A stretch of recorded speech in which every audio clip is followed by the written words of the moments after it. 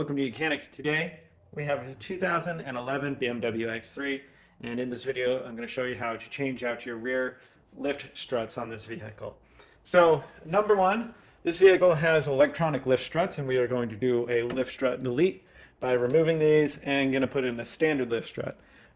This one is the one that's definitely bad, and so you'd replace both of them with the new one, because some models of the same model, depending on your features, you have your standard lift strut or you have the electronic one.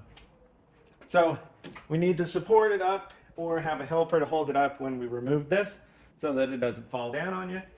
And we just need to, there's a little clip here, whether you just pry the whole thing off or if you have a small screwdriver, you can pull the clip backward and unlock it, and then it will come off a lot easier.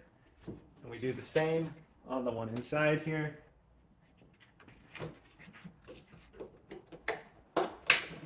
And now, of course, there will be some electrics that need to be undone inside there with some molding and whatnot.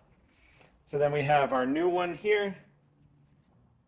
Take the body of it down there, snap it in, and then the same with this top one.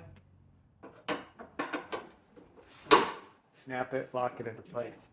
And now that is the replacement of our lift strut, and replacing it with a standard one due to the fact that these are quite expensive, and unless you really want that. Thanks for watching Mechanic, where you can be the mechanic.